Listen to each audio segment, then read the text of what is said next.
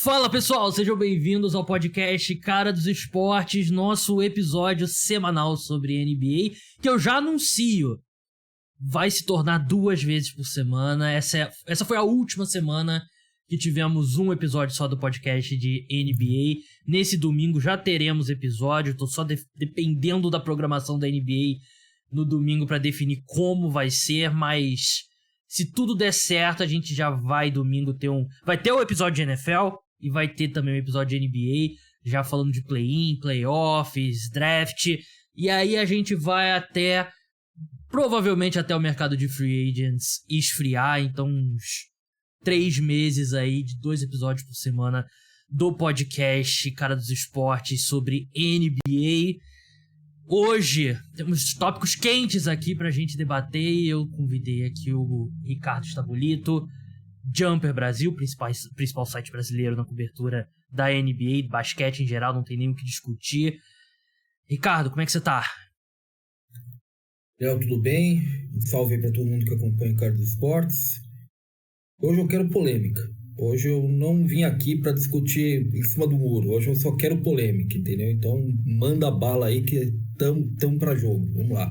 É assim que a gente gosta. O programa de hoje a gente tem 3 tópicos aqui na nossa pauta e 3 tópicos importantes, né? A gente vai falar sobre o prêmio de MVP, que teve um desdobramento importante nessa semana. Vamos falar de Los Angeles Lakers, porque não é pra aquela coisa de não, tem que falar de Lakers pela audiência. Não, porque o Lakers dessa vez tá merecendo ser discutido, né? Pelo ótimo momento da equipe na temporada. E depois a gente vai falar sobre o novo acordo coletivo entre jogadores e a NBA, que teve o acordo coletivo com mais mudanças que eu já vi, até juntando a NFL, que eu acompanho também bastante de perto. Muita mudança importante eu sinto nesse acordo coletivo, e é um tópico que eu prometi pro pessoal lá do TikTok, sinal dos tempos, Ricardo, TikTok lá, agradecer a todo mundo que tá escutando o podcast, que veio de lá. Devo ser uma das pessoas mais velhas que produz conteúdo no TikTok, mas estou curtindo bastante, a resposta do público tem sido muito legal, e eu prometi que eu falaria sobre as mudanças, né, porque TikTok você tem que ser mais breve, né, então quem tem interesse veio aqui pra escutar. Mas vamos começar falando de MVP, vamos começar falando dessa atuação fantástica que o Embiid teve nessa terça-feira, né, uma temporada fantástica, que acho que vai ser a highlight, né, da temporada dele, né? Foram 52 pontos. Deixa eu pegar aqui rebotes e assistências direitinho, porque foram 13 rebotes, 6 assistências, arremessando 20 de 25, 80% de aproveitamento. O primeiro jogador a ter esses números desde o Will Chamberlain. E quando a gente fala que uma estatística é desde o Will Chamberlain, normalmente é uma estatística bem significativa. Pergunta simples, Ricardo. Não sei, de repente você, antes disso, já tinha na sua cabeça que o Embiid era o MVP da temporada, mas você acha que com essa atuação, depois do que aconteceu contra o Boston Celtics, tá definido o prêmio? Eu acho que tá.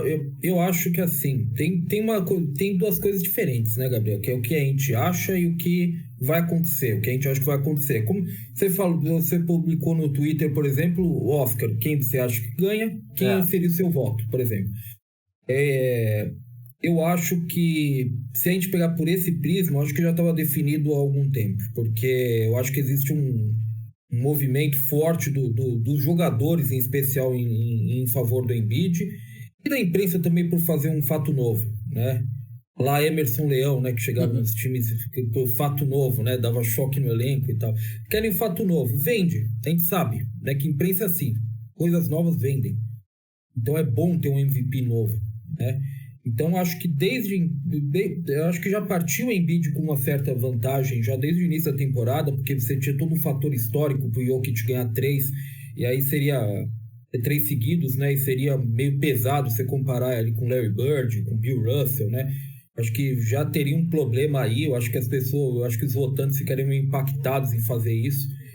E assim, se existir uma dúvida assim, meio que opinião pública, como uma massa, eu acho que a situação de ontem, ela meio que... Ela sacramenta o que eu acho que já ia acontecer, mas eu acho que ela cria um consenso também entre vários entes também que consolida o que vai acontecer. Eu sempre achei que o Embiid tinha uma certa vantagem ao longo do ano por causa dele ser o fato novo, dele ser o cara que nunca ganhou. O Embiid tem 29 anos, se eu não me engano, então ele vai começar a virar o cabo da boa vontade, né, com 30 anos, então pode ser que sempre com 30 para lá, a gente sabe que é mais difícil, que pode ser de uma temporada para outra, o cara pode ter uma queda, então é uma forma de premiar também um cara que foi segundo colocado nos últimos 2. Né? Então existiu toda uma onda, eu acho, em torno do Embiid, para ser o Embiid, e essa atuação fechou. Foi, para mim, do que eu vi do Embiid, foi a melhor atuação da temporada dele. Eu concordo, né? Assim, e nesses 2 fatores, né? Eu acho que definiu que ele vai vencer e eu já, assim, teria que acontecer alguma coisa muito significativa nessas últimas 2 semanas pra eu virar a chave. E eu tava pensando, assim, estranhamente, eu acho que o Giannis tinha mais chance de alcançar o Embiid do que o próprio Jokic nas últimas semanas, porque o Nuggets tirou o pé do acelerador legal nessa reta final de temporada regular, né? E isso afeta, né? Ele foi poupado alguns jogos, né? A versão oficial é que ele tava com um problema na panturrilha esquerda, mas a gente sabe que os times não vão forçar os jogadores, né? E o próprio Embiid deu uma desacelerada recentemente e parecia que ele e o Harden estavam começando a entrar na reserva do tanque deles, né, de gasolina. E aí eu comecei a pensar muito no Giannis, né, só que a chance do Giannis era aquele jogo contra o Boston Celtics, assim como o Embiid, e o Milwaukee Bucks foi atropelado. Por mais que o Giannis não tenha jogado mal, né, o Giannis foi o único cara que tentou alguma coisa ali, né? Você perder do jeito que o Bucks perdeu pro Boston Celtics, nem lembro qual foi a vantagem final, né? Mas chegou a estar perdendo por 40 pontos, né? Não sei se terminou, eles terminaram uns 30 pontos de vantagem e tal. Então, o Embiid, pra mim, definitivamente garantiu e muito merecido. Uma temporada fantástica dele, né? E mesmo nessa era de números inflados, né? Que eu acho que essa temporada a gente tem que sempre... Principalmente essa temporada, tem que botar um pouco em perspectiva, né? E podcast aqui, eu sei que tem muita gente que gosta de NFL também, né? A mesma coisa que você comparar um quarterback mediano atualmente, que joga as 17 partidas, ele vai passar de 4.000 jardas, 4.500 jardas, né? E isso nos anos 90, anos 80 era um baita feito, né? E hoje, mesmo com essa ressalva também na NBA dos números, você não tropeça e cai em 33,3 pontos por jogo. Não. E arremessando 58,5% de 2 pontos, porque para pivô pode não parecer absurdo, mas o grau de dificuldade dos arremessos do Embiid é bem diferente de um pivô normal, né? Ele trabalha muito na meia distância e eu até acho que ele não tem se esforçado tanto na defesa, mas eu acho que é muito mais uma questão de esforço do que uma queda dele. Eu acho que é mais a questão dele se poupar e usar um pouco mais no ataque. Eu acredito que a gente vai ver o mesmo cara ultra dominante na defesa também nos playoffs, mas é merecido e é o cara que mais fez campanha, né? E nos últimos anos a campanha por ele tem sido forte. O GM do 76ers faz muita campanha, usa o Twitter, dá retweet lá em estatísticas, tem toda a politicagem. E tudo tava alinhado pro Embiid, mas ele precisava jogar. E ele jogou e merece muito esse prêmio. Exatamente, assim, nunca tem um MVP a rigor. Sempre tem 3 ou 4 caras que você olha hoje em dia e fala, pô, merecia, né? Tá bem entregue. Sabe? Não é meu voto, mas tá bem entregue. Geralmente assim, sabe? O Embiid é certamente um deles nos últimos 3 anos, na verdade, não esse ano. Nos últimos 3 anos ele foi segundo colocado das últimas 2 vezes, né? Uhum. E também, e a gente sabe, né? O cara, o eleitor, especialmente o jogador, ele olha nessa hora de votar e ele fala, pô, pra quem importa isso? Na verdade, que importa muito mais para o Embiid do que para os outros. O Jokic ganhou o segundo MVP dele, ele ganhou numa fazenda na Sérvia, foram entregar para ele o prêmio, né? E o Giannis foi campeão depois de ser 2 vezes MVP. Ele mesmo fala que ter sido campeão foi 1000 vezes mais importante do que os prêmios de MVP dele. Então, Ele chegou a falar, se eu não me engano, há uns 2 anos atrás, que ser campeão mundial com a Grécia seria mais importante do que ser MVP da NBA, né? Então, assim, para quem importa? E é pro Embiid. Pro Embiid importa muito mais do que para os outros. É uma coisa que ele quer, embora ele não fale isso, né? Ele quer muito isso. E tá bem entregue. Esse é o ponto. Tá bem entregue, cara. Assim, se fosse alguma coisa absurda, assim, um negócio que fosse muito injusto, a gente ficaria aqui, ficaria debatendo aqui, ficaria com raiva, batia na porta, batia na mesa para falar, mas tá muito bem entregue também pro Embiid. É raro ter um erro no prêmio de MVP, né? Recentemente, sim, o do Westbrook não teria sido o meu voto quando ele venceu. Não, também. Mas eu entendo, né? Não acho que foi injusto, né? Foi um erro. Assim, tem um fator histórico importante por causa do médio triplo-duplo, que era uma coisa que só o Oscar Robertson tinha feito. E ninguém sabia que o Westbrook ia fazer 4 temporadas seguidas, né? Naquela época era algo inédito. E a narrativa pós-saída do Kevin Durant e tal. Então, meu voto teria sido Harden, mas eu também não acho que foi um erro. Assim, do MVP, em geral, ganha o cara certo, né? Diga. Não, você vai ter que voltar provavelmente ali pro pós-The Decision do LeBron, que é a última vez que as pessoas realmente falam que foi uma grande injustiça. Mas eu não sei se foi, porque pra mim o MVP daquela temporada foi Dwight Howard. O ano do Derrick Rose? Sim, pra mim foi Dwight Howard o MVP daquela temporada, mas muita gente fala que era o LeBron e que o LeBron não ganhou por causa do The Decision, por causa de todo o circo que foi feito com a decisão dele, né? Mas eu não acho que tenha sido mal entregue pro Derrick Rose também. Então, assim, é uma coisa que uma parcela e fala que foi injusto, mas eu realmente eu nem esse eu acho, sabe? Então... o primeiro ano do Steve Nash também é um que o pessoal comenta, né? Sim, comenta como aquele ano foi Jacoby, né? Realmente muita gente fala também, é verdade. Antes fala-se nesse também, é verdade. Vamos seguir agora, vamos falar de Los Angeles Lakers, que um time que se movimentou bastante na janela de trocas. Estávamos eu e Ricardo aqui falando sobre janela de trocas aqui no episódio do podcast. A equipe parece que encaixou, e eu acho que principalmente defensivamente, né? Eu peguei aqui os números pós dia 1º de março. A equipe tem a segunda melhor campanha desde o dia 1º de março. 12 vitórias, 5 derrotas, atrás apenas do Milwaukee Bucks. Aliás, a gente tá gravando antes do Lakers e Clippers, então pode ser que... É uma discussão sobre a qualidade desse time do Lakers, né? Então, se ele vencer o Clippers, ele tem grande chance de ir direto pros playoffs. Se ele perder, ele vai pro play-in, né? Que é a repescagem. Mas não muda muito a análise da qualidade da equipe, né? A equipe que melhorou muito defensivamente, tem o 4º melhor rating defensivo, né? Desde o dia 1º de março.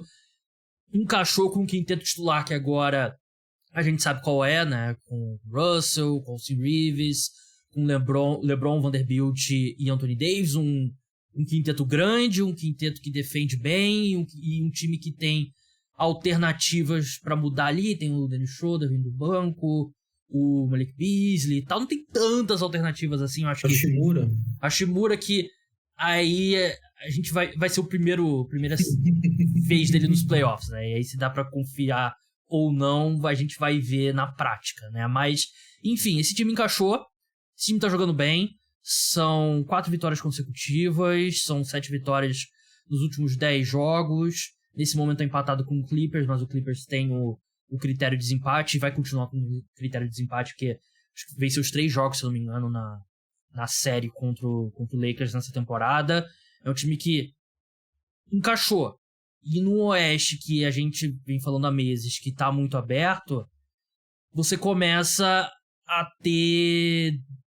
Será que esse time do Lakers pode chegar lá, né? Porque eu acho que esse time tem algumas semelhanças em relação ao time da bolha, né? Que é a defesa e é o fato que daqui pra frente é o tiro dos playoffs, né? Acho que ainda é uma grande questão se o LeBron e o Anthony Davis vão conseguir ficar saudáveis por 2 meses.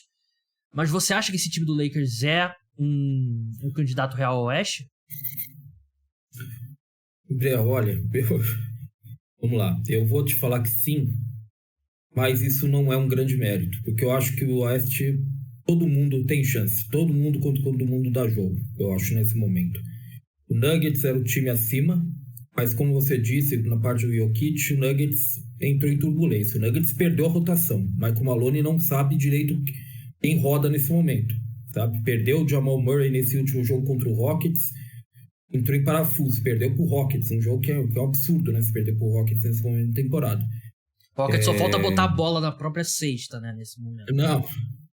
Acho que pior que ele, só o Detroit, que ganhou um dos últimos 21 jogos, né, cara? É brincadeira, né? É palhaçada mesmo, mas enfim. O Wembanyama vem aí. Eu tô fechando tudo, pensando no Wembanyama.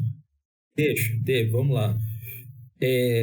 O Lakers, então, acho que todo mundo tem chance.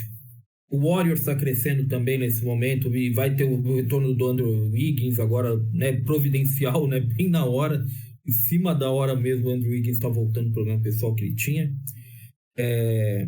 Agora, tem uma coisa que o Lakers tem, que o Warriors tem, que eu não vou falar aqui no intangível dos jogadores, que talvez só eles tenham.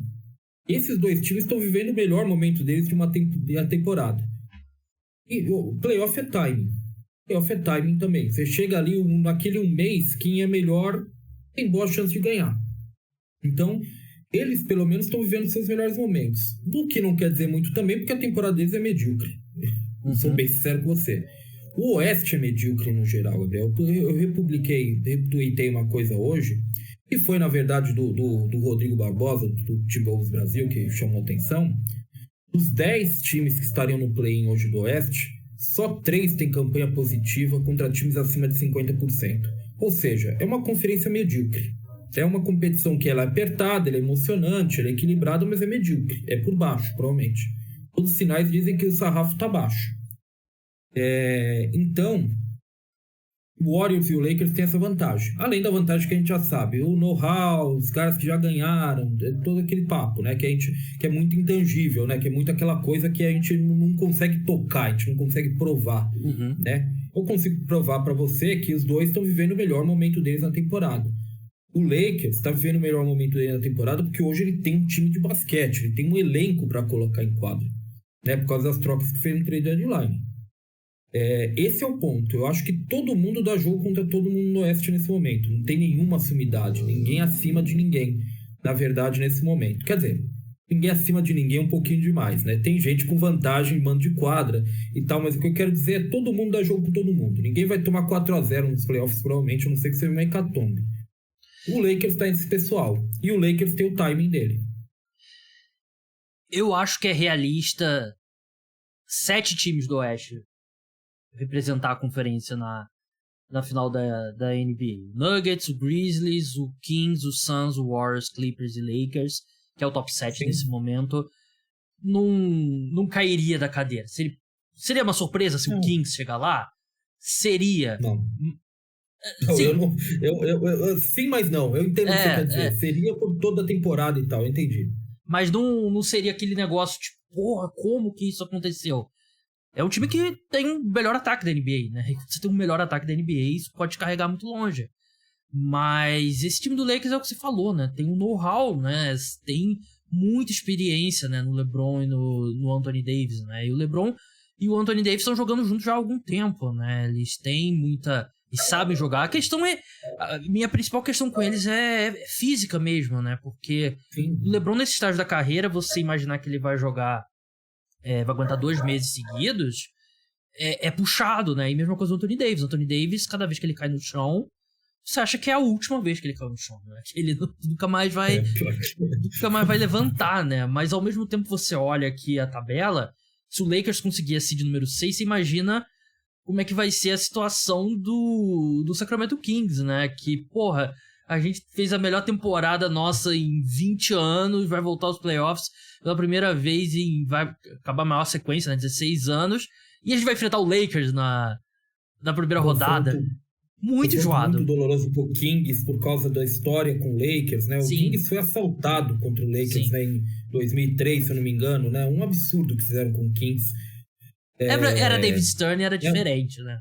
A liga era diferente, né? Como diz aquela propaganda com o Rivaldo e o Ronaldo, o jogo é outro, né? Naquela época o jogo era outro.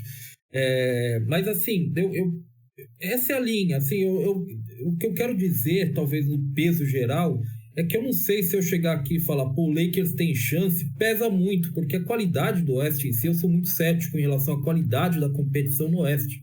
Sabe? Essa é a grande questão. O Lakers tem uma outra coisa muito positiva também, André. Assim, você falou da quarta defesa e eficiência da liga, que ele é, de fato, nos últimos 15 jogos, desde março, é a quarta melhor defesa e eficiência, sexto net rating. Isso não é... Assim, há coisas que às vezes você olha na tabela e fala, isso não faz sentido. O Lakers sempre, nos melhores momentos do Lakers, sempre foi a defesa. Sim. Então, assim, talvez eles tenham reencontrado algo, de fato.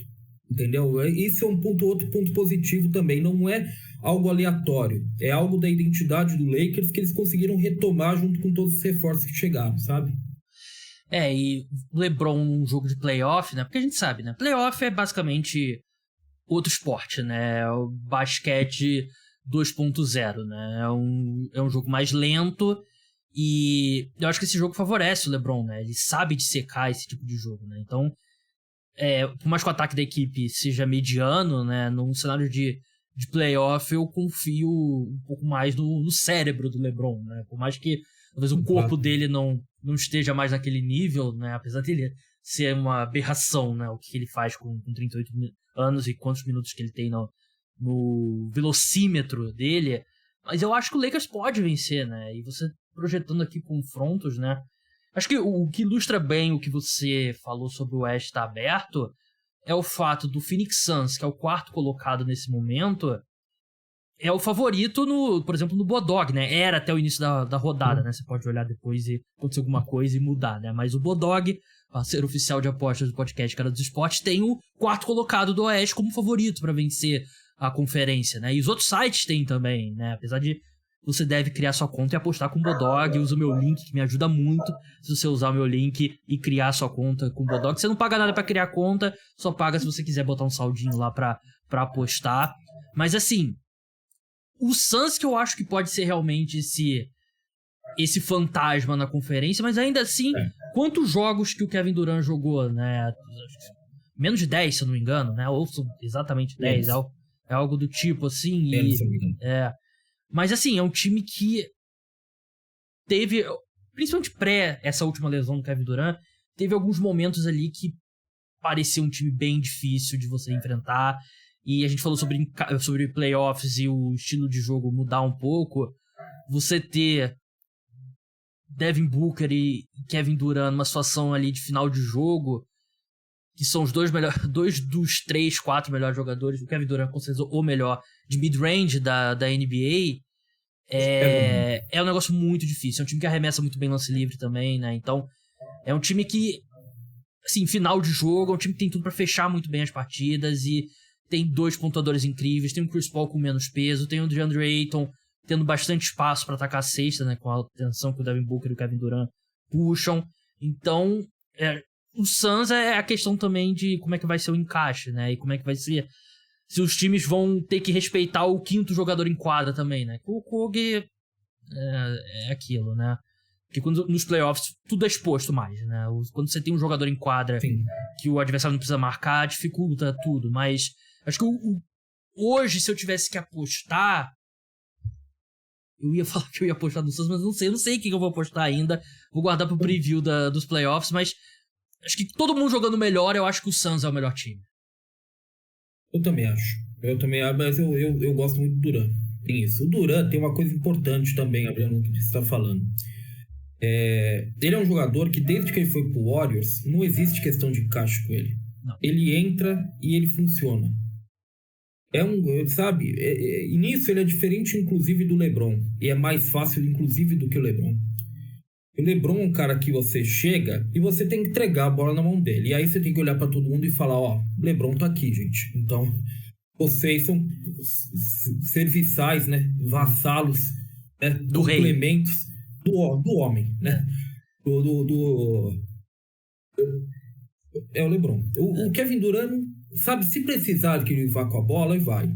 Se não não vai também, sabe? No Warriors, por exemplo, né? Ele perdeu esse senso de vaidade, eu acho, no caminho, porque por tudo que ele ouviu também, eu acho que meio também por tudo que ele ouviu, ele meio que perdeu também esse senso de vaidade. E ele também sabe, mesmo no Warriors, por exemplo, que nos momentos críticos era ele, foi ele. Nos momentos críticos do Warriors, ali nas finais contra o Cavs, nos jogos mais apertados, era ele. Tanto que ele foi MVP das finais nas 2 vezes que ele foi campeão com o Warriors. E no Suns talvez seja o mesmo caminho. Agora eu gosto muito do que você citou dos arremessos de média distância. As defesas da NBA dão arremessos de média distância hoje para os adversários. O Suns é um time que pega e acerta esses arremessos. Então, quando as defesas estiverem realmente travadas, né, focadas, o Suns tem uma coisa que pouquíssimos times têm, que é ele aproveita os arremessos que os outros times te dão com o maior prazer. Verdade. É um estilo de jogo também que os times não estão acostumados, né? Como você falou, né? Eles dão eles dão esse arremesso, né? Eu até tava vendo, acho que foi o podcast do Zach Lowe que eu tava escutando. O Suns é 1-2, se não o time que tenta menos bandejas na NBA, né? Porque é um time que tenta muito arremesso meia distância. Isso acaba sendo um dos times também que menos arremessa lance livre, né? Que aí eu não sei se é uma coisa boa ou uma coisa ruim, né? Porque chegar na linha é importante, mas também nos playoffs a tendência é você chegar menos na linha, né? De lance livre, né? Então deixar o jogo rolar um pouco mais. Mas pra gente encerrar Los Angeles Lakers, eu queria falar sobre um jogador aqui, que eu até fiz um vídeo sobre ele essa semana, que é o Austin Reeves. O Austin Reeves, pra mim é um caso bem curioso de um jogador que oscila de subestimado para superestimado muito rápido. E eu acho que tem um argumento para dizer que ele é os dois nesse momento, porque ele surge como aquele meme, né, do LeBron lá, explicando pra ele o que ele tinha que fazer, e ele com cara de confuso, né? Então começa o Austin Reeves, todo mundo basicamente descobre ele como um meme. Aí, mais um meme, tem aquele vídeo, né, que ele tá num dos jogos do Lakers, e tem umas garotas bonitas sentadas perto da quadra, né, e toca aquela musiquinha, né, mesmo o que fizeram com o Jordan Poole também, que fizeram com o Ken Thomas, vídeo bem engraçado, inclusive. Então meio que virou um meme o Austin Reeves, né, e a torcida dos Lakers, desde o início, amava ele, né, e jogador do Lakers, a gente sabe que ele sempre recebe mais atenção do que os outros times, né? É o Lakers, né? É o Flamengo, né? Da NBA, é o Corinthians, é o Dallas Cowboys da NFL. Não tem como, né? É o time mais famoso da liga, né? E aí eu acho que muita gente que não era torcedor dos Lakers meio que torceu o nariz para o Austin Reeves. E no último mês e meio, 2 meses, principalmente depois da lesão do LeBron, o Austin Reeves, ele deu um salto de verdade. Se você parar pra assistir, acho que muita gente pensa no Austin Reeves. Acho que o Austin Reeves é um bom teste pra quem tá vendo jogos ou não, porque a pessoa pode ver o Austin Reeves e falar assim, ele é aquele alarmador branco que arremessa de 3. E é o mais longe do jogo dele, né? Ele é um cara que ele cria muito bem o próprio arremesso, ele é extremamente físico, ele ataca muito bem a cesta, ele é um dos jogadores que, no último mês, que mais arremessou lance livre na liga, que é algo que você não vai pensar dele. Eu até, quando rolaram algumas comparações com o Caruso, né, também, que foi um jogador completamente diferente também, e ele consegue armar o jogo um pouco também, ele bota a bola no chão, cria o próprio arremesso, ataca a cesta, arremessa bem de 3 também, se não me engano, 37, 38% da linha de 3. E se ele for um cara ali, claro, temporada regular uma coisa, playoffs outra, mas se ele conseguir manter esse desempenho, as defesas terem que respeitar o Austin Reeves, é mais alguma coisa nesse time dos Lakers que você precisa se preocupar, e eu acho que é real. Eu acho que não é hype, não é meme, não é só porque ele é o cara branco com cara de nerd do time do Los Angeles Lakers. Ele é um jogador de verdade, Austin Reeves. Ele entra na comparação com o Caruso porque eles são o mesmo achado, digamos assim, pro Lakers, né? Ele é um mercado que saiu do nada, né? Opção que Deus sabe de onde o Lakers... E ele mais ainda, né? Que eu acho que ele jogou segunda ou terceira divisão do college. O Caruso ainda era de Texas A&M, né? Que é uma universidade importante, né? O Lakers, eu acho que ele dá pouco crédito pro Lakers estar achando esses caras, sabe? Ele acha um só, geralmente, não é que nem o Heat, que tem meio elenco desses caras, mas, assim, ele tá achando esses caras, sabe? Isso é importante pra montar elenco, especialmente quando você tem LeBron e Anthony Davis comendo ali mais de metade do seu cap. Então você tem que achar esses caras. Você foi bem na questão. Você falou bem na questão de que ele é contra o estereótipo, né? O estereótipo do que é Austin Reeves é muito diferente do jogador que é Austin Reeves, né? Ele foi armador no college. Então ele é um cara que realmente você tem certa segurança para colocar a bola na mão dele. É um jogador seguro. Eu acho que ele combina esses pontos. É um jogo bastante completo. A capacidade de ir ao lance livre. A gente não sabe exatamente como funcionam os playoffs, como vai funcionar os playoffs, mas que está ali. E você tem essa questão de segurança.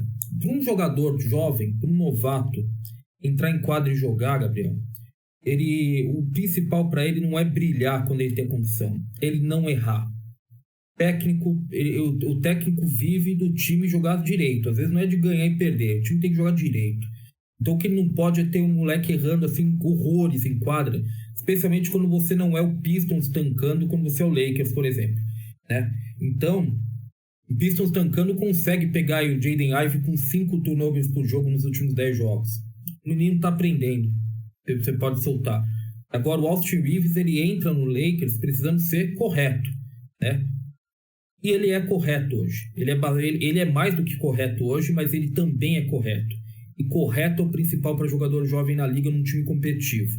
Ele é um cara que não erra para você. Mas quer saber? Você coloca a bola na mão dele, ele tá fazendo o jogo fluir. Existia um grande medo de que quando o LeBron voltasse, por ele tirar muito a bola da mão dele, ele não conseguisse mais ir ao lance livre, ele ficasse muito dependente de ficar isolado num canto da quadra, espaçando quadra, que não é exatamente o jogo dele, embora ele possa fazer. E tá dando certo, Gabriel. Tá dando certo, não tá deslocado, ele tá indo à linha do lance livre, ele tá jogando um pouco a bola, sabe? Não tá exagerado. Talvez esse seja o ponto. Às vezes, talvez o Lakers até precisou mais do que deveria do Austin Reeves em certo momento, sem o LeBron.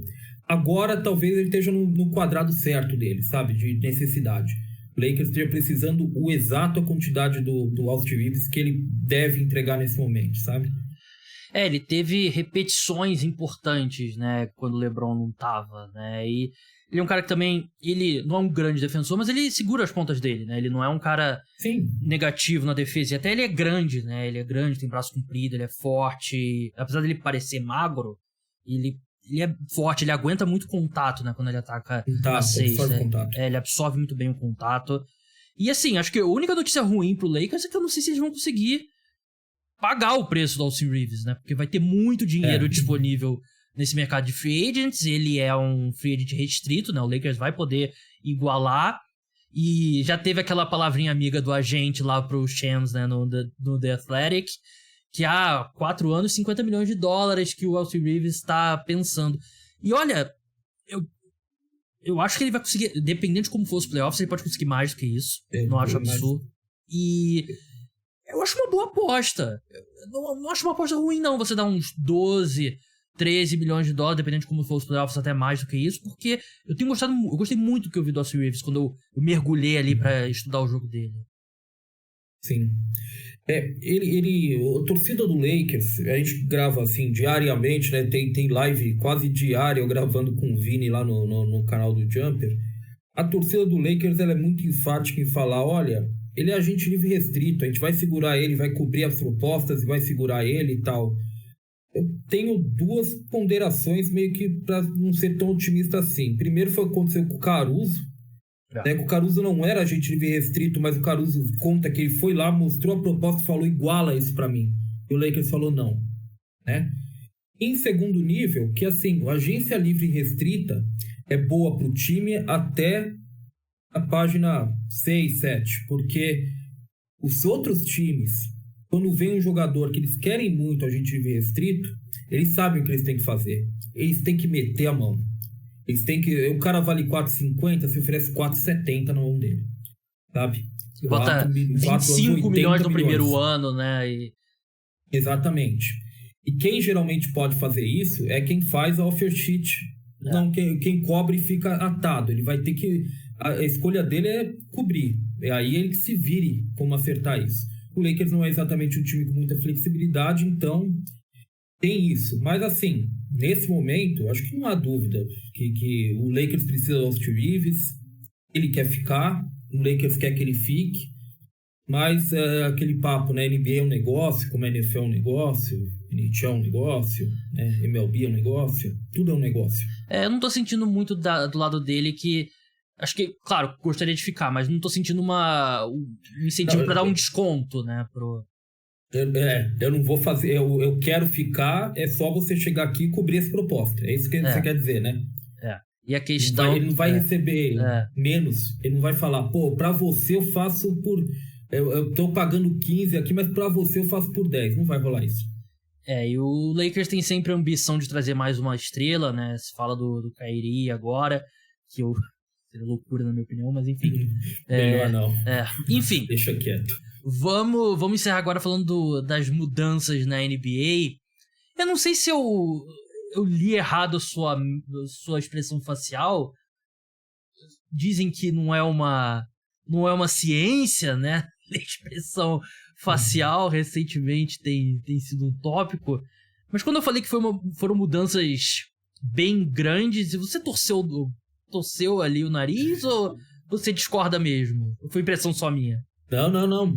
Não foi impressão a minha reação, mas eu concordo com você. O que eu tava pensando é que eu acho que é a CBA mais intervencionista que a NBA já fez. A NBA tá intervindo na competição, eu acho, bastante, muito mais do que ela deveria, inclusive. Eu achei que foi bem reacionária ao que aconteceu recentemente. Bastante. Bastante. Vamos entrar nesses pontos, né? Mas vamos começar com a grande mudança, né? Que é algo inédito até nos esportes dos Estados Unidos, que você basicamente vai ter uma Copa do Brasil, né? Você vai ter o campeonato normal e você vai ter uma Copa que vai ser jogada entre os meses de novembro e dezembro. E aí, parabéns pra NBA por identificar que a gente não aguenta a temporada regular desse tamanho, a gente precisa de alguma coisa, né? Basicamente o que vai acontecer... É o fato novo. Exatamente, voltamos ao começo. Basicamente você vai ter alguns jogos de temporada regular que vão contar pra temporada regular, mas vão contar pra esse torneio também. Se eu entendi direito, vai ter meio que uma fase de grupos e vão ser definidos 8 times... E aí vai ser jogo de mata-mata, que aí vai ter um Final Four, né? Semifinais e final. Essas semifinais e a final em Las Vegas, né? Em quadra neutra. Não por muito tempo, né? Porque em breve vai ter a franquia de Las Vegas. Acho que é bem seguro prever isso. Mas o único jogo a mais mesmo vai ser a final, né? Porque os 2 times que chegarem na final vão jogar 83 partidas. Qual o incentivo para os times? Porque a gente se importa com a Copa do Brasil, porque a Copa do Brasil é uma competição muito antiga. Mesma coisa FA Cup na Inglaterra, né? Você não decide de uma hora para outra, esse torneio vai importar. Você tem que ter a tradição e tal. O ouvinte pode estar se perguntando, os times não vão levar a sério. Os times cada jogador tem 500 mil razões para levar a sério essa competição. Porque o time campeão, cada jogador vai faturar $500 mil. Que você pode falar, são jogadores milionários. Não, $500 mil é muito dinheiro. Não tem como. E você tem 1, 2, 3 jogadores num elenco com um contrato longo e o resto tá em contrato de 1 ano. E é muito dinheiro. Eu acho que os caras vão se esforçar. Pô, um two-way, 500 mil? Porra, é muito dinheiro. Mas o que você achou desse torneio, Ricardo? Eu odeio a ideia, eu acho horrorosa, mas assim, eu entendo que é um sinal dos tempos. Assim, Gabriel, vamos ser sinceros aqui. Eu era contra o play-in. Eu achava o play-in um aborto da natureza, porque você já faz 82 jogos e ainda vai incluir mais um. E aí, o seu esforço de 82 jogos, você vai decidir em um que vai acontecer com você depois de 82 jogos. Pô, eu achava um aborto da natureza, eu achava uma coisa horrorosa. A verdade é que, alguns anos depois, eu tenho que vir aqui e falar, eu não gosto. Mas funciona.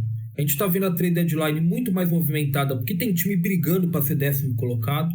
Você tem jogos que nem todos os jogos são interessantes. Play-in tem anos que tem anos que são bem enfadonhos, mas às vezes calha de ter um Lakers e Warriors, por exemplo, como teve, e aí paga por anos. Você pode ter play-in por anos, que um jogo desse aí, a visibilidade que tem, paga.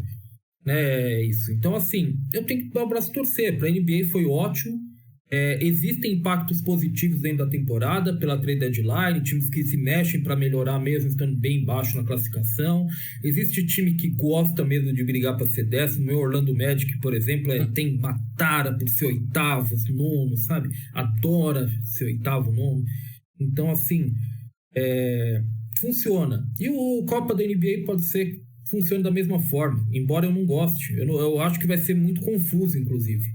Acho que vai ter que, toda vez vai ter que aparecer o cara falando, ó, esse jogo aqui tá valendo, esse jogo que você está assistindo agora na TV está valendo para a temporada regular e para a Copa da NBA, que está assim, vai ter que mostrar lá uma mega fase de grupos lá, quem enfrenta quem. É confuso, mas vamos ser sinceros, esse jogo em Las Vegas, esses jogos em Las Vegas provavelmente vão pagar toda essa confusão. Então, assim, eu entendo, embora eu acho horroroso, eu acho tosco.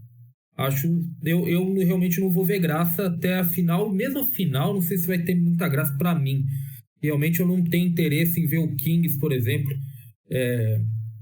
Eu acho que até o Kings é uma forma de dizer, claro, um Hornets, por exemplo, comemorando a Copa da NBA, sabe? Eu não sei que valor eu vou dar pra isso, mas provavelmente eu vou dar risada, sabe?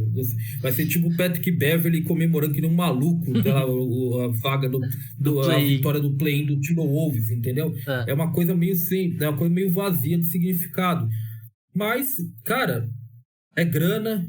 Vai ter esse jogo, essa final em Las Vegas, que deve ter uma bela de uma repercussão. Infelizmente, os jogadores é isso aí. Os caras perguntaram pro Shai Gilgeous-Alexander depois do All-Star Game, não sei se você viu, como consertar o All-Star Game. Ele falou que... o cara falou, ó, põe dinheiro aí. E é chato, é horroroso você ouvir isso de um jogador que já ganha zilhões, mas é a real. Sabe, Gabriel? Então, assim, é isso, cara. Eu já fui mais contrário, pra ser sincero com você, com a Copa da NBA. Pra mim, ela não vai fazer tanta diferença. Então, se não faz diferença pra mim, pra alguém vai ser bom, pode ser. Eu acho que é um reconhecimento de que a temporada regular da NBA tem um problema, né? E a NBA olha pro March Madness, né? O torneio de basquete universitário masculino, e sai a lista dos eventos esportivos mais assistidos dos Estados Unidos. Tem lá jogos do March Madness e não tem da final da NBA, né? 3 jogos do torneio da NCAA na temporada passada, não esse agora, o outro, tiveram mais audiências que qualquer jogo do Warriors e Celtics na final da NBA, né? E aí a NBA olha pra isso, pô, isso não pode acontecer. A gente precisa precisa valer alguma coisa. Mas assim, o real problema é que a temporada regular é muito longa, né? E cada jogo vale muito pouco. E tem mais uma coisa, assim, já se falou, aliás, primeiro, a CBA renegociada e não se falou em mudar o número de jogos da temporada. Então, assim, não vai ser nos próximos anos, então, que a gente vai discutir. Nem adianta discutir, aliás, isso. Deixa para daqui uns 5 anos, porque agora não vai mudar mesmo, que renegociou a CBA, então não tem mais como nem fazer isso. Ninguém quer abrir mão de dinheiro, né, dos jogos, né, mas... Não, assim, é exatamente essa questão. Os jogadores, a cada uns 5 anos, 3 anos, Gabriel, você pode ver, o Draymond Green, o CJ McCollum, alguém assim, aparece e fala, pô, tem muito jogo na temporada, tá todo mundo se quebrando e tal. Aí todo mundo fala, ok, a gente vai negociar aqui, a gente pode diminuir, mas vocês vão jogar menos, vocês recebem menos. Todo mundo cala a boca, dá meia volta e vai pra quadra. Essa é a questão. Isso.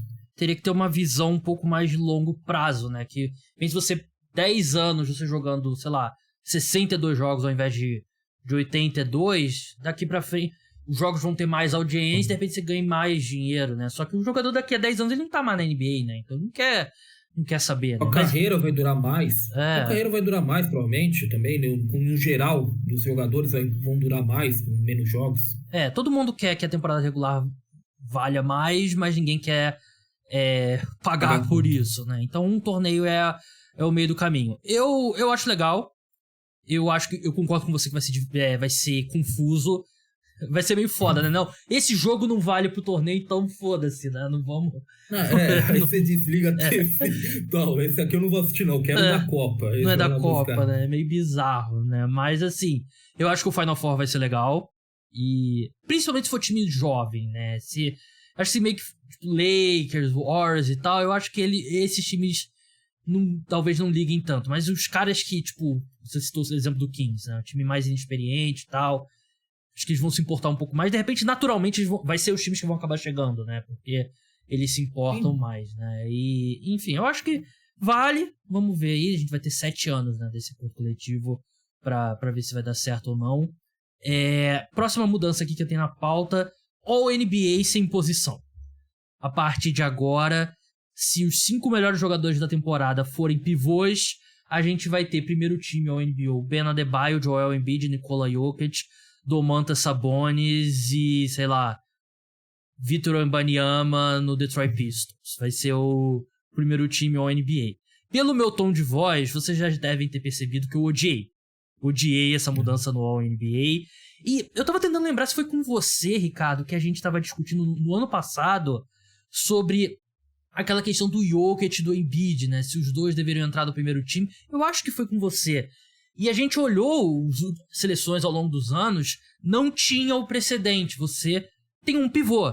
Do mesmo jeito que se, na Champions League tiver 2 laterais esquerdos jogando pra caralho, você não vai botar 2 laterais esquerdos na seleção, né? Vai ter um titular e um reserva, e paciência, né? Agora você muda isso. É total uma reação ao Embiid ter ficado no segundo time ao NBA nos últimos 2 anos, sendo o segundo colocado do MVP.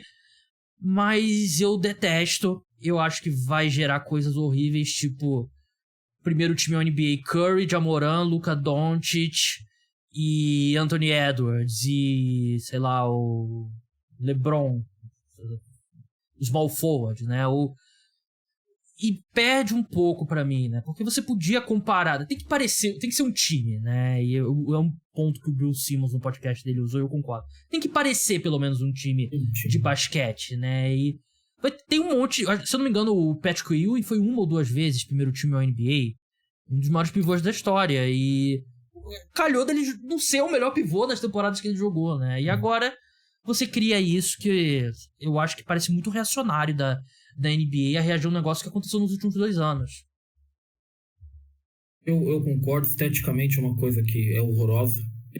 Eu acho que cria um problema também para a NBA, que é você, dessa forma, você cria um espaço muito grande para que os astros sempre se perpetuem dentro dos times, porque você não tem mais limitação de posição, então você quebra a possibilidade de jogadores geralmente novos, entre aspas, aparecerem nesses times, serem reconhecidos. A tendência é que você reconheça os mesmos jogadores sempre, o que é chato, o que não é particularmente, eu não vou dizer aqui que é um absurdo, não vou quebrar o ventilador aqui do meu quarto, mas é uma coisa que é chata.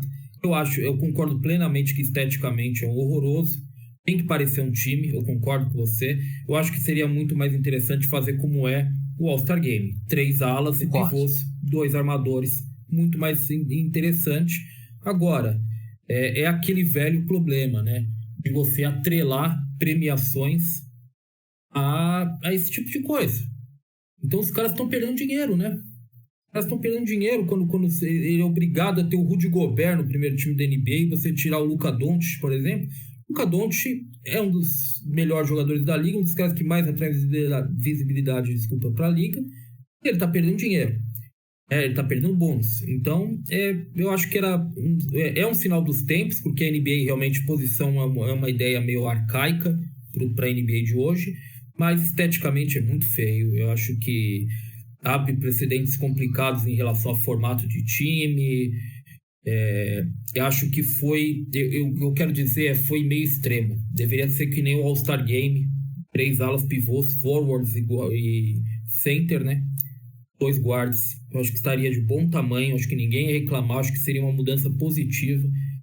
E sem posição, acho que foi além, sabe? Acho que pisou um pouco no acelerador demais. Embora, né, professor Vitor Pereira, você falou de 2 laterais, né, Gabriel? Professor Vitor Pereira, se tiver a chance, coloca 2 laterais, né? Ele ia gostar dessa ideia, viu? Ia, né? E é foda, né? Porque na NFL, o Patrick Mahomes foi MVP, segundo colocado foi o Jalen Hurts, né? Ninguém esperneou, o Jalen Hurts tinha que ser primeiro First Team All Pro, né? Mas isso, cara. posição, o cara joga, né? Infelizmente, mas enfim.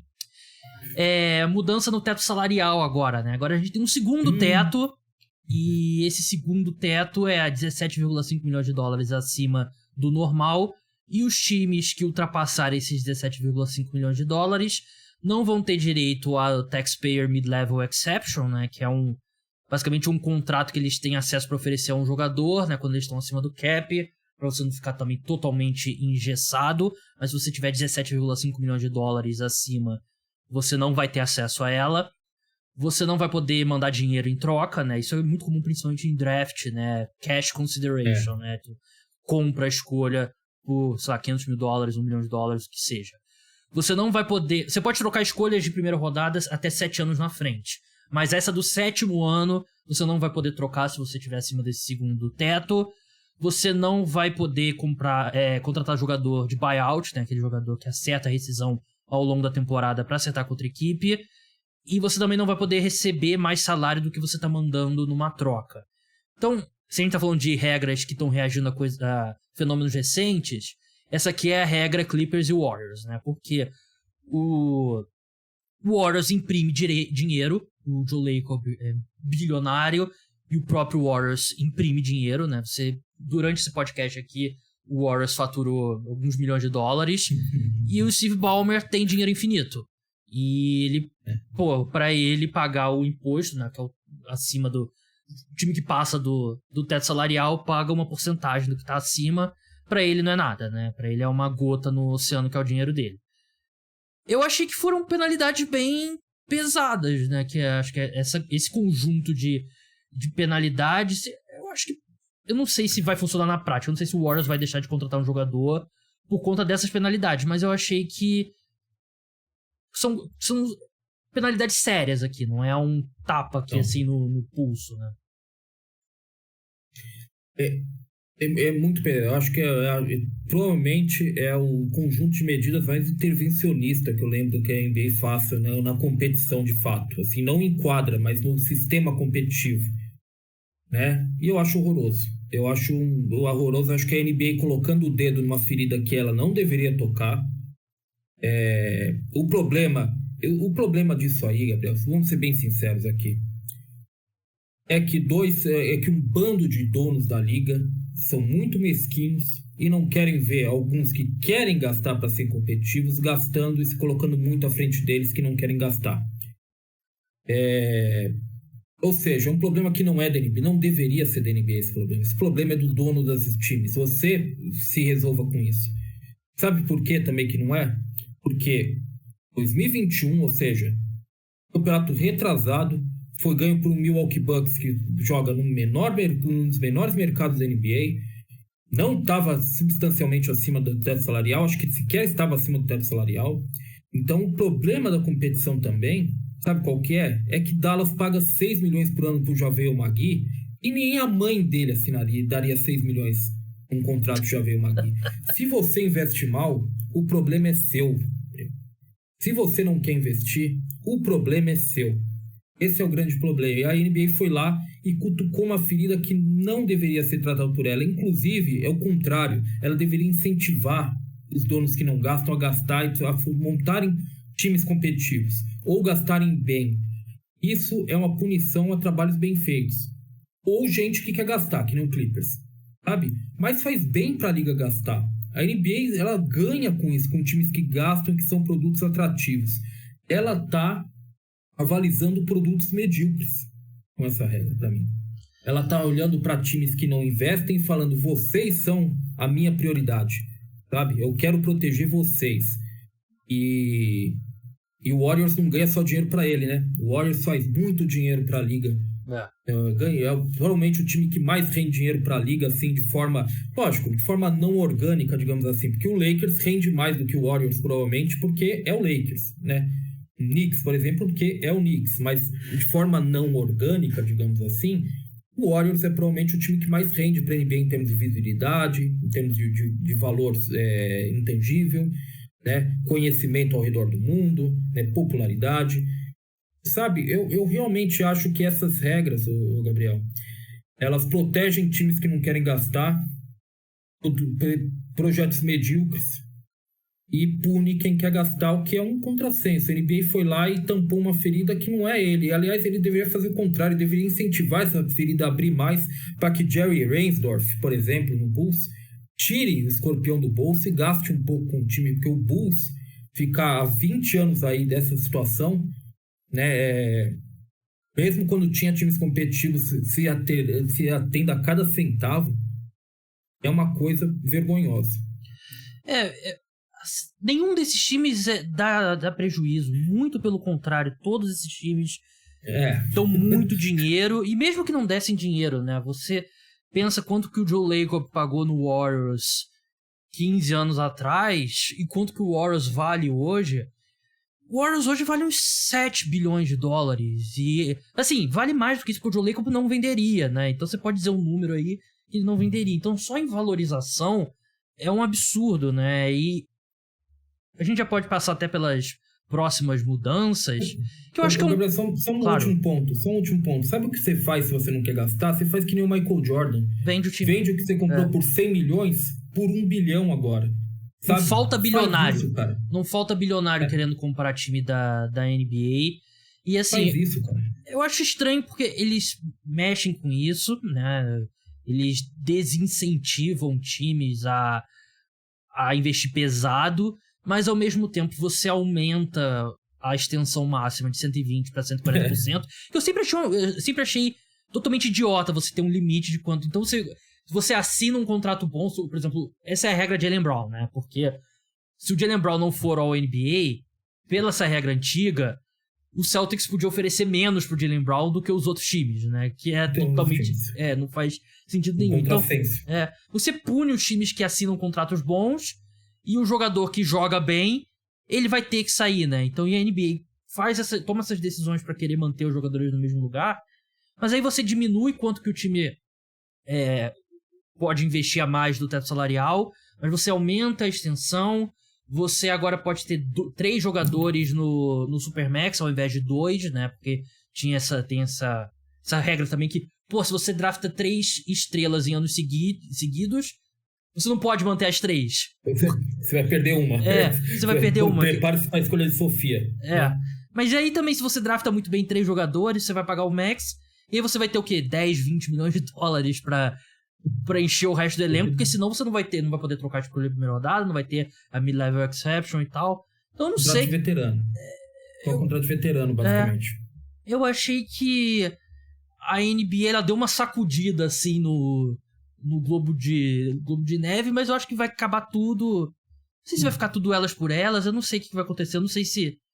Vai ser difícil prever o que vai acontecer, mas eu não acho que nesses termos de teto salarial ela chegou num formato que... Eu acho que é um formato que vai mudar de novo. No próximo acordo coletivo vai ter reclamações. Sabe a sensação que eu tenho? Os times da NBA são proibidos de trocar escolhas acima de 7 anos porque é uma proteção da NBA pra burrice dos donos. Exatamente. Não quer trocar 10 escolhas porque o time quer ser impedido, né? Tipo o limite do cartão de crédito, né? Você baixa o seu próprio limite porque você não quer fazer merda com o seu cartão de crédito. Aqui parece ser outro formato de os donos quererem se proteger. Não, eu não posso te dar esse contrato que as regras não deixam, né? E você prejudica os times, como você falou bem. Prejudica os times inteligentes. Os times que investem bem, os times que querem investir, porque assim, às vezes é uma questão de querer investir. Às vezes é querer procurar um produto vencedor em quadra. Porque eu sou torcedor do Magic, então sei que é um tipo de dono que não quer investir, que não quer gastar, né? Assim como o torcedor do Bulls, que é uma maior comunidade, uma comunidade substancialmente maior do que a do Magic, por exemplo, sabem há 30 anos, com Michael Jordan não queria investir, né? Então imagine Michael Jordan não querer investir no time, não quer pagar multa, então imagina com qualquer outro.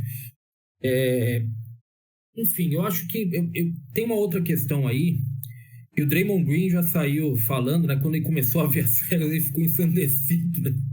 Falou, não é possível que a associação de jogadores fez isso. Foi muito ruim para os jogadores esse novo acordo coletivo. Então, assim, porque especialmente por causa dessa questão de limitar os times, é um desincentivo aos times investirem. Então, os jogadores não vão ganhar.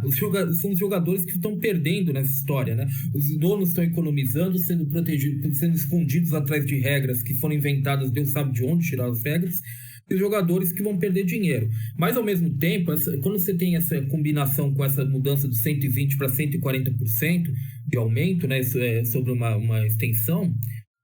Você vê que talvez seja um problema maior. Talvez o problema seja que astros fizeram esse negócio e não pensaram na liga como um todo. Que é uma acusação que é constante na associação de jogadores.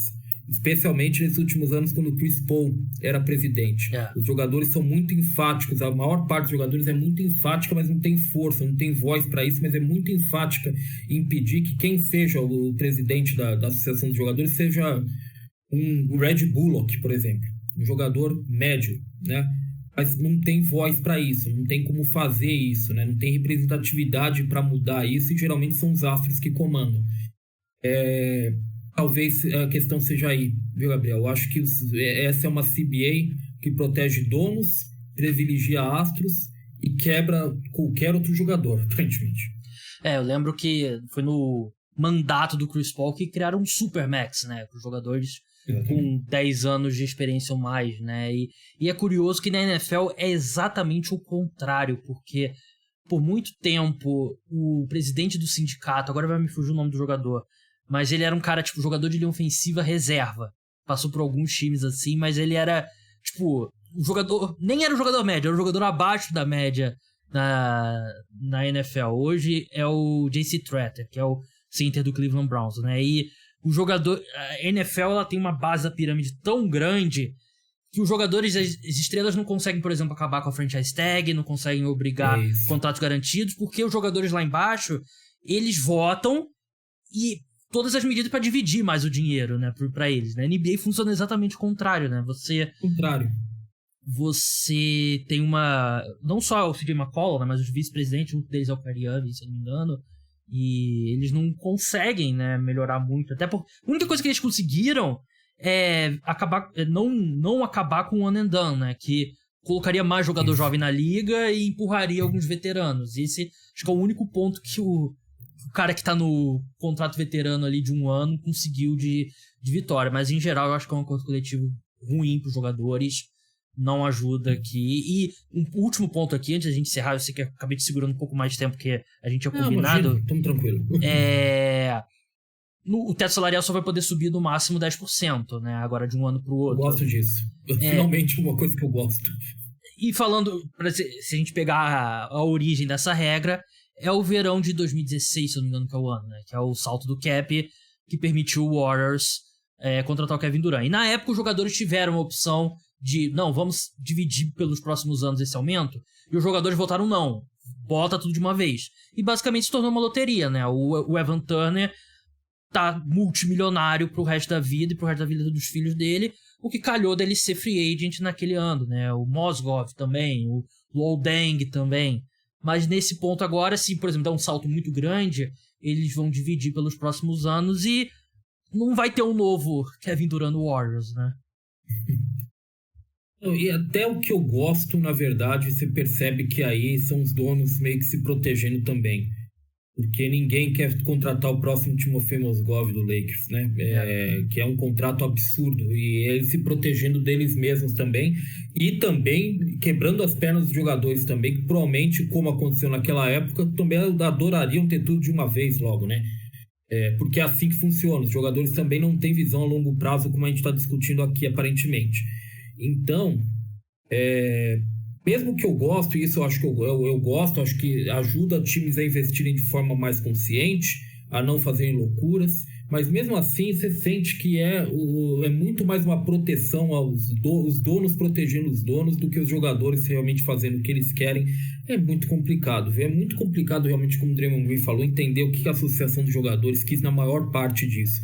Porque todas as mudanças que apareceram, de fato, e que a gente está discutindo aqui, elas parecem prejudicar os jogadores ou não sendo o interesse dos jogadores, né? É muito complicado. Você falou do one and done, é outra que eu gosto, assim, o retorno dos high schoolers, né?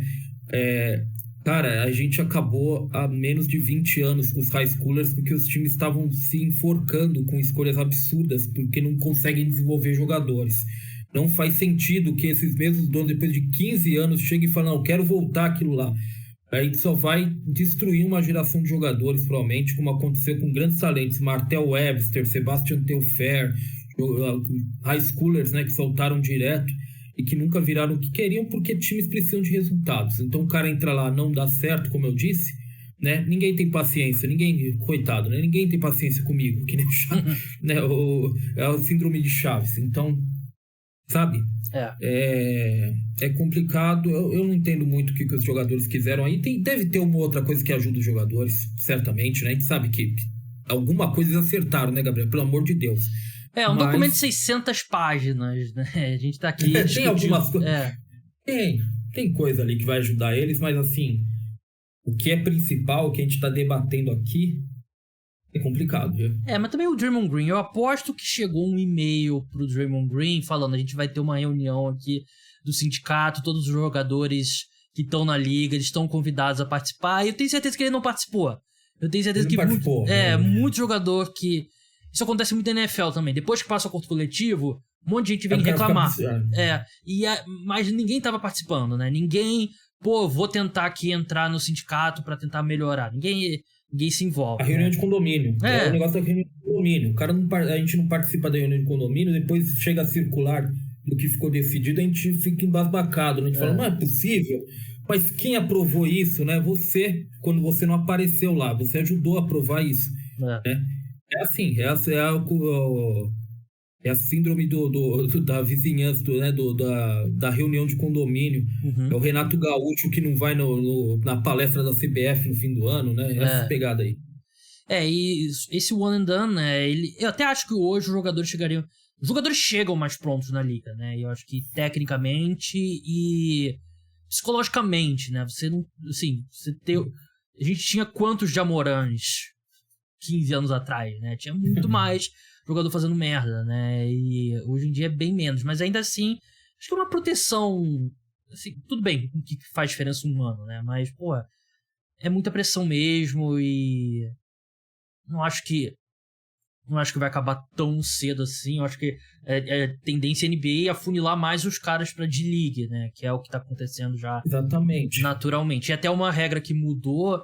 Agora você pode... agora eu fechei a pauta aqui. Acho que você pode ter 3 two-way contracts. 3 two-ways. Aí é uma coisa boa pros jogadores. Finalmente algo bom pros jogadores. Two-way contract, pra quem não sabe, é um contrato... É um slot que você tem no seu elenco, que é um jogador que você pode botar ele na D-League, subir ele pra NBA. E, Ricardo, por favor, se estiver falando alguma besteira, por favor, me corrija. É isso mesmo, né? O jogador pode subir e descer da D-League sem problema, né? E tem liberdade de movimentação entre D-League e NBA, e ele não pode disputar um certo número de jogos na temporada. Se ele alcançar um certo número de jogos na temporada, ele tem ou que ser efetivado ou ser dispensado. Ou ele assina um contrato regular, ou ele tem que ser liberado. E não pode outro time pegar ele também, né, na D-League, né? Não, exatamente. Esse é o ponto, né? Você protege esse jogador, ele vai estar na D-League, mas ele é protegido seu. Então esse é o ponto. Aconteceu, para quem quer uma ilustração, aconteceu com o Anthony Lamb, jogador do Warriors, né, que o pessoal assiste mais. O Anthony Lamb, jogador do Warriors, que a torcida do Warriors quer matar, ele é um contrato two-way que foi efetivado, por exemplo. Então ele alcançou 50 jogos na temporada e ele ficou 1 semana e meia sem jogar, até definir a situação dele, inclusive. Mesmo na D-League, ele ficou parado sem jogar até definirem e teve que renovar porque o Steve Kerr fez muita pressão. O Steve Kerr gosta bastante do Anthony Lamb, embora a torcida queira matar o cara. Então essas são as principais mudanças, espero que a gente tenha explicado bem. Ricardo, muito obrigado por ter participado aqui, siga lá ele nas redes sociais. Como é que o pessoal acompanha o seu trabalho e o trabalho do Jumper? Cara, primeiro www.jumperbrasil.com.br, né? Jumper, né, Brasil. Realmente conteúdo não para, o jogo não para, né? Assim como aqui, aliás, a produção de conteúdo no Brasil é muito, né? A gente tem que concordar que tá muito legal. E além disso, aí é por conta e risco da pessoa, né? @Estabolito com S mudo Jumper, aí é muito mais coisa que você vai ver discutida. A gente vai discutir a Amanda no BBB, que eu quero matar, embora não seja a pior pessoa do mundo, eu quero matar a torcida dela. A gente vai discutir cinema, né, o Gabriel? John Wick 4, muito bom, né? John Wick 4, eu adorei. Pânico 6, Creed 3, esse mês foi o mês das sequências, né? Aí, e tudo mais. De Soltos em Salvador também, um prazer culposo meu, né? Realmente. E às vezes, de vez em quando, muito pontualmente, NBA também, né? Mas siga lá, é um bom follow, recomendo o Estabulito Jumper. Então é isso, pessoal, o podcast Cara do Esporte volta no domingo, episódio sobre NBA, horário a definir, dependendo aí de como é que vai ser a programação do domingo, mas já posso, acho que é seguro adiantar aqui, mock draft das 10 primeiras escolhas deve rolar nesse domingo, eu e Vitor Buratini do Camisa 23, então até lá, tchau!